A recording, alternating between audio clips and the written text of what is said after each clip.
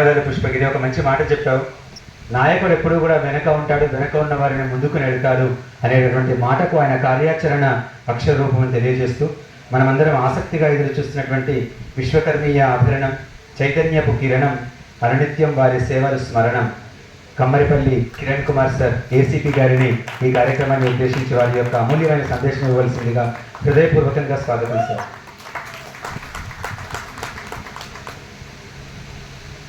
సభకు నమస్కారం. వేదిక మీద ఉన్నటువంటి పెద్దలందరికీ హృదయపూర్వక నమస్సులు. గౌరవ అడిషనల్ కలెక్టర్ వెంకటాచార్య సార్, వేదిక మీద ఉన్న పెద్దలందరి పేర్లు అన్నీ కూడా విపులంగా చదివారు కాబట్టి నేను వాళ్ళందరినీ మళ్ళీ పేరు పేరున పిలిచి టైం వేస్ట్ చేయదలుచుకోలేదు. ప్రతిభా పురస్కారాలు అందుకున్నటువంటి పిల్లలు 10th ఇంటర్మీడియట్ విద్యార్థులందరూ కూడా చాలాసేపటి నుంచి వెయిట్ చేస్తున్నారు. ఎక్కువసేపు మాట్లాడను. సభకు విచ్చేసిన విశ్వకర్మ ఆత్మీయ బంధువులందరికీ కూడా నా అభినందనలు, నమస్సుమాంజలు. 10th యానివర్సరీ ఈరోజు విశ్వకర్మ నాలెడ్జ్ సెంటర్ టీం జరుపుతున్నందుకు వాళ్ళకి శుభాభినందనలు. విశ్వకర్మ నాలెడ్జ్ సెంటర్ది ఇది నేను 2వ ప్రోగ్రాం అటెండ్ కావడము. లాస్ట్ ఇయర్ ఇదే వేదిక మీద నాన్నగారికి జీవన సాఫల్య పురస్కారం ఇచ్చినప్పుడు ఆరోగ్యం బాగలేక నాన్నగారు రాలేకపోయారు. నాన్నగారి తరఫున నేను తీసుకున్నాను అవార్డు. సో ఆ విధంగా పుష్పగిరితో నా ప్రయాణం స్టార్ట్ అయింది లాస్ట్ ఇయర్ ఇదే ప్రోగ్రాము. సో తర్వాత సొంత తమ్ముడిగా అలాగే విశ్వకర్మీయుల ఐక్యత కోసము విశ్వబ్రాహ్మణ జాతి చైతన్యం కోసం తను ఎన్నో ప్రోగ్రామ్స్ చేస్తూ వస్తున్నాడు. ప్రతి ప్రోగ్రాము కూడా నేను వెంకటాచార్య సార్ అలాగే పెద్దలు గౌరవ మధుసూదనాచారి గారు మేమందరం కూడా ఆయనకు అండదండలు అందిస్తూ మానసిక బలాన్ని ఇస్తూ అన్ని రకాల సపోర్ట్ని మేము ఎక్స్టెండ్ చేస్తూ లాస్ట్ ఇయర్ నుంచి విశ్వకర్మ నాలెడ్జ్ సెంటర్నే కాకుండా పుష్పగిరి విశ్వనాథుని ముందుకు తీసుకెళ్తున్నాము. అతని టీం అందరూ పేరు పేరున అందరూ నా సోదరులు. పేర్లన్నీ నా నోటి మీద ఉంటాయి, అన్నీ చెప్పగలం.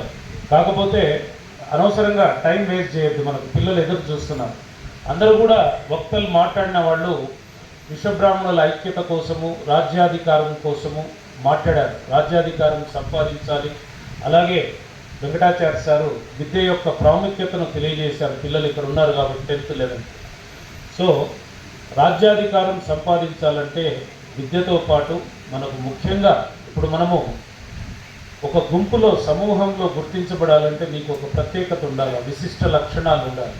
అది క్యారెక్టర్ అంటావా, నీ మంచి ఆలోచన అంటావా, మంచి హృదయం అంటావా, హెల్పింగ్ నేచర్ అంటావా, మానవతా భావం అంటావా, ఇవన్నీ ఈ క్వాలిటీస్ అన్ని ఎవరైతే పుణికి పుచ్చుకొని విభిన్నంగా ఆలోచిస్తారో నాయకత్వం అంటే నాయకత్వ లక్షణాలతో ముందుకు ఎవరైతే కామన్ సెన్స్ ఉపయోగిస్తూ సమయస్ఫూర్తిని ఉపయోగిస్తూ సమాజంలో ముందుకెళ్తారో వాళ్ళందరూ కూడా తప్పనిసరిగా రాజ్యాధికారాన్ని చేపడతారని నా ఆకాంక్ష.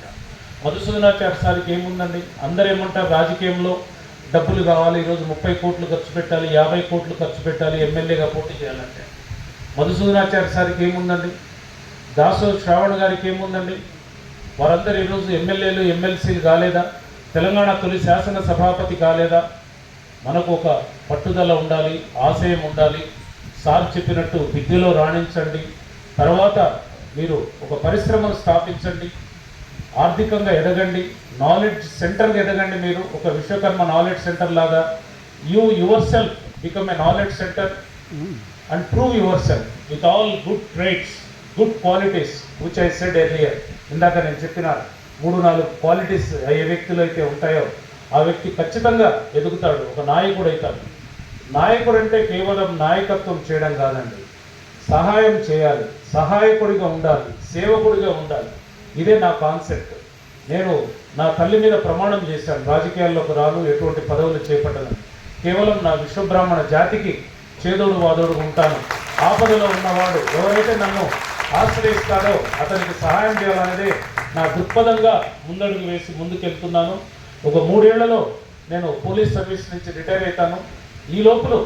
ఈ లోపల నేను రాబోయే ఒక 10-15 సంవత్సరాలకి నా జీవితం ఎలా ఉండాలి, నేను ఎంత యాక్టివ్గా ఉండాలి. ఎందుకంటే ఇప్పటికే 35 years నేను చాలా యాక్టివ్ పోలీస్ సర్వీస్లో ఉన్నాను. లా అండ్ ఆర్డర్ కానీ స్పెషల్ వింగ్స్ కానీ అన్నీ కూడా.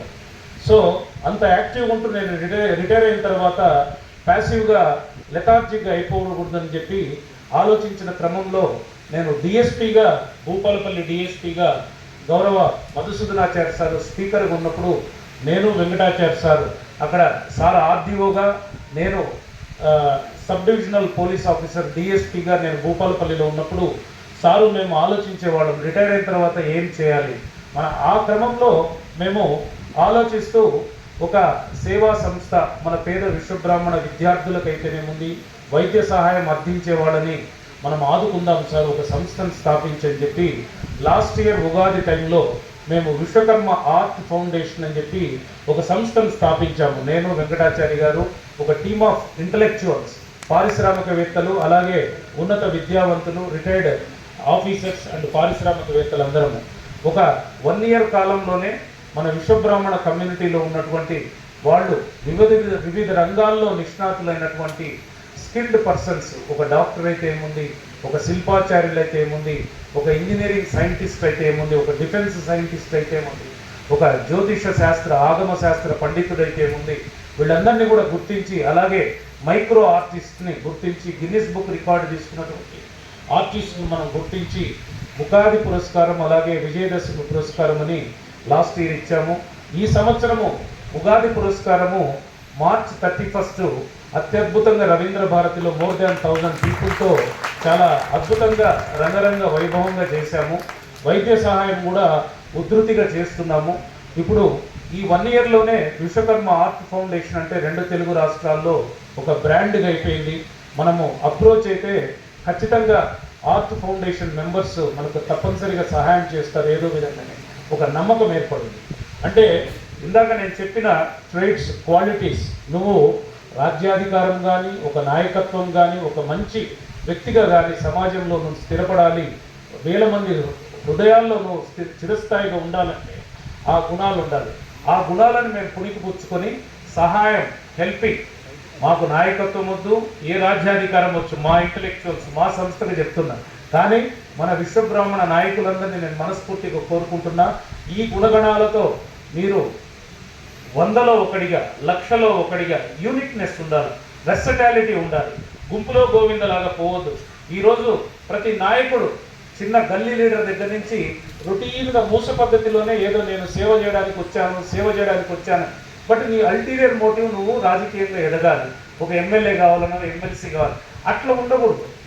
నిజాయితీగా సేవ చేయి, నీకు చేతనైన నీ శక్తి మేరకు మంచి సహృదయంతో పేదవాళ్ళని ఆదుకో. నీ ప్రాంతంలో నువ్వు ఇప్పుడు మా కృష్ణమూర్తి గారు ఉన్నారు, ఆయన ఈరోజు 150 ట్యాంకర్లతో ఎంతో సేవ చేస్తున్నాడు. ఆయన కార్పొరేటర్గా పోటీ చేయాలనే ఉద్దేశంతో ఎన్నో సేవా కార్యక్రమాలు చేస్తున్నారు. సరే, ఓకే, ఆయన రాజకీయంగా ఎదగాలని ఆయన జీవితాశయాన్ని పెట్టుకున్నారు. మన వాళ్ళందరూ కూడా రావాలి రాజ్యాధికారం. ఎందుకంటే ఈరోజు భారతదేశంలో రాజకీయ నాయకులదే పెత్తనం. ఎంత కష్టపడి చదివి నువ్వు ఐఏఎస్ ఐపీఎస్ అయినా, నువ్వు ఎంత గొప్ప విద్యావంతుడివైనా కూడా ఆఖరికి ప్రజాప్రతినిధుల మాట వినాల్సిందే. అంటే రాజ్యాంగం అలా ఉంది, భారత రాజ్యాంగం.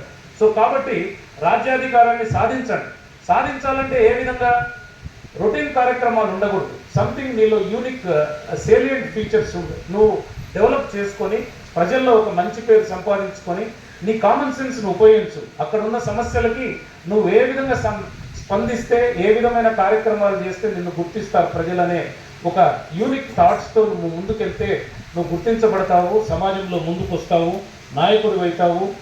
అలాగే రాజ్యాధికార ప్రాప్తి కూడా మీకు జరుగుతుందని నేను ఆశిస్తూ విశ్వకర్మ ఆర్ట్ ఫౌండేషన్ సేవల్ని మీరు ఉపయోగించుకోవాలి.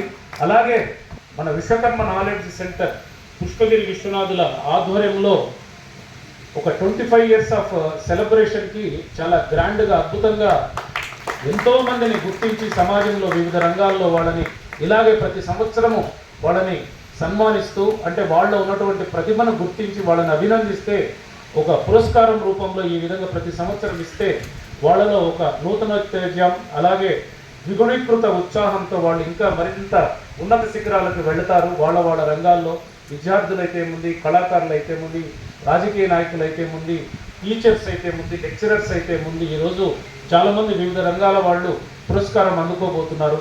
వారందరికీ కూడా అభినందనలు తెలియజేస్తూ పుష్పగిరి అండ్ టీమ్కి ఆల్వేస్ మా సహకారం ఉంటుంది, విశ్వకర్మ ఆర్ట్ ఫౌండేషన్ సహకారం కూడా ఉంటుందని తెలియజేస్తూ ఇంకొక ముఖ్యమైన పాయింట్, రాజ్యాధికారం సాధించాలనంటే విశ్వబ్రాహ్మణులు ఇలా ఒక్కొక్క వ్యక్తి ఒక్కొక్క సంఘం పెట్టుకొని నాదే సంఘం నేనే నాయకుడిని అని చెప్పి ఉన్నంత కాలం ప్రజాప్రతినిధులు ఎవరైతే అధికారంలో ఉన్నారో వాళ్ళు మిమ్మల్ని చులకనగా చూస్తారు, కానీ మిమ్మల్ని గుర్తించరు, మీకున్న సమస్యల్ని వాళ్ళు పరిష్కరించరు.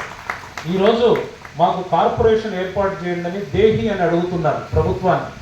దానికి కారణం ఏంటి? మీరు ఒక 20-30 సంస్థలు పెట్టుకొని ఈ రాష్ట్రంలో, అలాగే ఆంధ్రప్రదేశ్లో కూడా 10-12 విశ్వబ్రాహ్మణ సంఘాలు పెట్టుకొని నేనే రాష్ట్ర స్థాయి నాయకుడిని అని చెప్పి మన విశ్వకర్మ ఆత్మీయ బంధువుల మనోభావాలతో ఆడుకుంటూ ఎక్స్ప్లాయిట్ చేస్తూ కేవలం నీ స్వార్థ చింతనతో నేను ఎమ్మెల్యే కావాలి, ఎమ్మెల్సీ కావాలి, నా కార్పొరేషన్ చైర్మన్ కావాలంటే స్వార్థ చింతనతో నువ్వు రాజకీయం నడుపుతున్నావు, సంఘాన్ని నడుపుతున్నావు. కానీ ఒకే ఒక సంఘం ఉండాలండి. తెలంగాణ రాష్ట్రమైనా ఆంధ్రప్రదేశ్ రాష్ట్రమైనా ఏకీకృత సంఘం ఉండి ప్రజాస్వామ్యయుతంగా మనం వాళ్ళని ఎన్నుకుంటే మంచి నాయకులు ఎవరైతే గెలుస్తారో ప్రజాస్వామ్యయుతంగా మనం ఎలక్షన్ రీతిలో మనం ఒక ఏకీకృత సంఘాన్ని ఎన్నుకున్నామంటే అంటే మంచి నాయకుడు, మంచి అధ్యక్షుడు ఉన్న ప్యానలే గెలుస్తుంది. అంటే వాళ్ళు కార్యవర్గం, వాళ్ళ కార్యవర్గం, వాళ్ళు కార్యదక్షత కలవాళ్ళని మనం గుర్తించే కదా ఓటేసేది. అలా గెలిచిన వాళ్ళు ఒక సంఘం ఉంటే ముఖ్యమంత్రి కానీ, అలాగే వేరే మన కమ్యూనిటీకి రిలేటెడ్ బీసీ వెల్ఫేర్ కానీ, ఆ ఎండోమెంట్ మినిస్టర్ కానీ వీళ్ళందరూ మనల్ని గుర్తిస్తారు. ఇప్పుడు ఆంధ్రప్రదేశ్లో కార్పొరేషన్ చైర్మన్ గారు ఉన్నారు, మా సిస్టర్ కమ్మరి పార్వతమ్మ గారు. 30 ఏళ్ల నుంచి ఎంతో విధేయురాల్లాగా పార్టీకి పనిచేస్తుండడం వల్ల సమర్థవంతమైన నాయకురాలు, లాయల్టీ ఉంది ఈ పార్వతమ్మ గారికి అని చెప్పి ముఖ్యమంత్రి గారు గుర్తించి ఈరోజు విశ్వబ్రాహ్మణ కార్పొరేషన్ చైర్పర్సన్గా ఆమెను నియమించారు. తెలంగాణలో ఎందుకు నియమించడం లేదండి? నాయకుడు లేడు, ఆ నిబద్ధత లేదు ఎవరిలో, ఆ నిబద్ధత ఎవరిలో లేదు కాబట్టే చైర్మన్గా ఎవరిని పెట్టట్లేదు, కార్పొరేషన్ ఫామ్ చేయటం లేదు ఈ ప్రభుత్వం. గమనించారా నేను చెప్పే మాటల్లో విలువని? ఆ నిబద్ధత ఎవరికి లేదు. ప్రతి ఒక్కడికి స్వార్థం. ఎమ్మెల్యే కావాలా, ఎమ్మెల్సీ కావాలా, కార్పొరేషన్ చైర్మన్ కావాలి. అరే నువ్వు మన విశ్వకర్మ జాతీయులకి ఏం సాయం చేస్తున్నారా మీరు? ఎవడన్నా ఆపదలు ఉండి మీ దగ్గరకు వస్తే మీరు కనీసం వింటున్నారా? వాళ్ళకు దర్పం కావాలా, హోదా కావాలా? ఇట్లుంటే ఎవడు గుర్తిస్తానండి? ఏకీకృత సంఘం ఇక్కడ కూడా ఒకే సంఘం ఉండాలా ఆంధ్రప్రదేశ్ లాగా. అక్కడ నేను ఆంధ్రప్రదేశ్లో ఏకీకృత సంఘం దిశగా ఒక మూమెంట్ తీసుకొచ్చి ఎలక్షన్ దిశగా నడిపిస్తున్నాను. రేపు అక్కడ అయిపోగానే ఇక్కడ కూడా ఏకీకృత సంఘం దిశగా తెలంగాణ విశ్వబ్రాహ్మణులందరినీ కూడా ఏకత్రాటి మీదకి తీసుకొస్తాననే నమ్మకంతో నాకు ఈరోజు ఈ అవకాశం ఇచ్చిన పుష్పగిరికి అండ్ టీంకి నేను హృదయపూర్వక ధన్యవాదాలు తెలియజేస్తూ ప్రతిభా పురస్కారాలు అందుకోబోతున్న విద్యార్థినులకు అలాగే ప్రముఖులు, ప్రతిభావంతులు వాళ్ళందరికీ కూడా శుభాభినందనలు తెలియజేస్తూ జై విశ్వకర్మ, నమో విశ్వకర్మనే.